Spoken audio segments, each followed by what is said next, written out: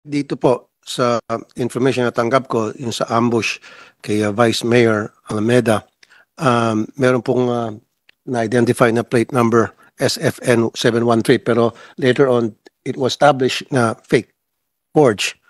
So ito yung sinasabi ko noong pa man, itong mga checkpoint na inilatag ng mga pulis natin, inutil, parang chine-checkpoint lang yung mga motor. Pero yung mga four-wheel vehicles, hindi dumadaan sa checkpoint. Kaya ito, isa sa mga resulta.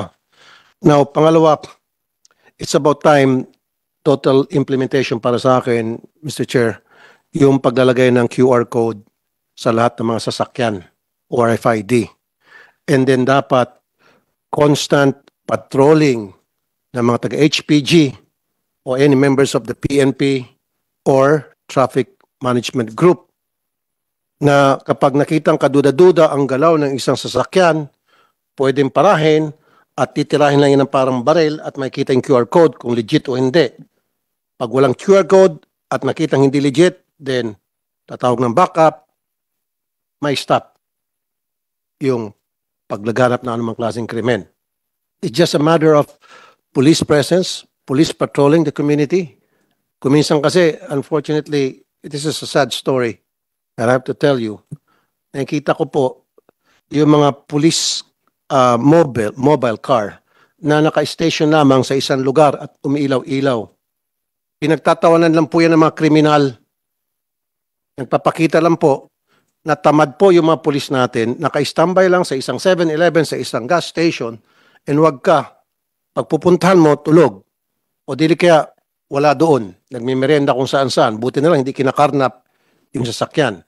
Dapat ang mobile car ay nagpapatrolya, constant, continuous, at naghahanap ng mga kaduda-duda, mga kilos at galaw ng mga tao sa komunidad.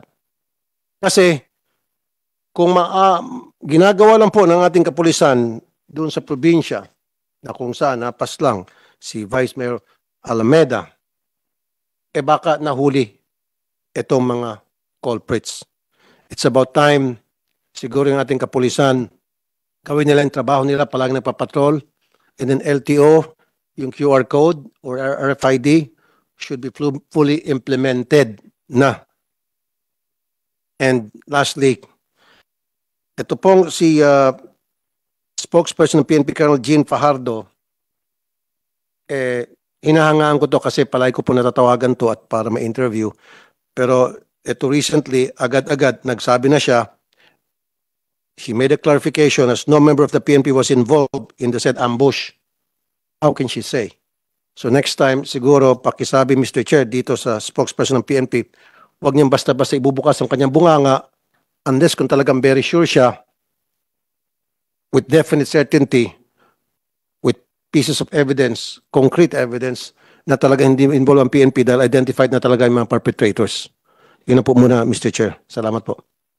Thank you, Your Honor, Senator Tolpo. Siguro, yung sinasabi ni Senator Tolpo na police presence, dapat i-upgrade natin yun. Dapat police aggressiveness, police proactiveness.